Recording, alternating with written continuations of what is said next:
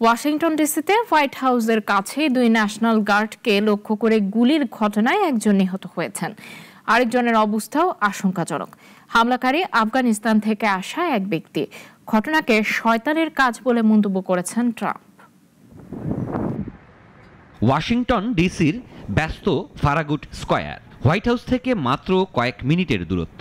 সেখানেই বুধবার দুপুর 2:15টার দিকে হঠাৎ খুব কাছ থেকে গুলি করা হয় দায়িত্বরত দুই ন্যাশনাল গার্ডকে। গুলিবিদ্ধ হন ওয়েস্ট ভার্জিনিয়া ন্যাশনাল গার্ডের 20 বছর বয়সী সারাহ বেকস্ট্রম এবং 24 বছরের অ্যান্ড্রু উলফ।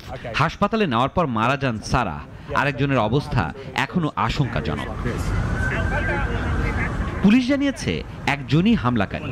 তিনি এগিয়ে এসে খুব কাছ থেকে দুজনের উপর গুলি চালান। তৃতীয় এক গার্ড পাল্টা গুলি করলে হামলাকারীও আহত হন।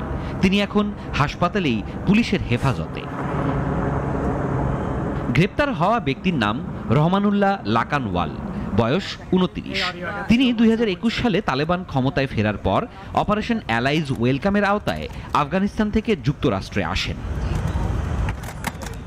মার্কিন স্বরাষ্ট্রমন্ত্রী নিশ্চিত করেছেন, লাকানওয়াল যুক্তরাষ্ট্রে এসেছিলেন দোভাষী ও সহায়ক কর্মীদের মতো ঝুঁকিতে থাকা আফগানদের স্থানান্তর অভিযানের অংশ হিসেবে।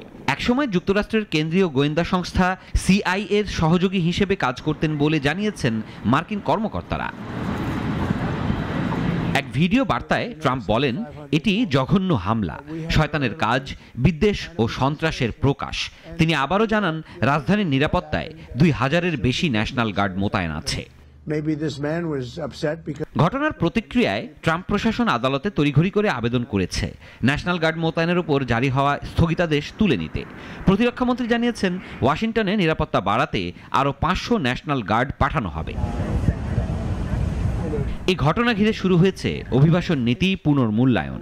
প্রেসিডেন্ট ট্রাম্প বলেছেন, আফগানিস্তান থেকে আসা সকল অভিবাসীর পরিচয়, নিরাপত্তা ও পটভূমি পুনরায় যাচাই করা হবে। US citizenship and immigration service সব আফগান অভিবাসন আবেদন প্রক্রিয়া সাময়িকভাবে স্থগিত করেছে। সাধারণত ভিড়ে ঠাসা থাকে ফারাগুট স্কয়ার।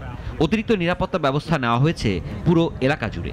প্রেসিডেন্টের বাসভবনের এত কাছে ন্যাশনাল গার্ডের উপর হামলা ওয়াশিংটন ডিসির নিরাপত্তা পরিস্থিতি নিয়েও নতুন করে প্রশ্ন তুলছে। সিরাজুম মনির শুভ, নাগরিক।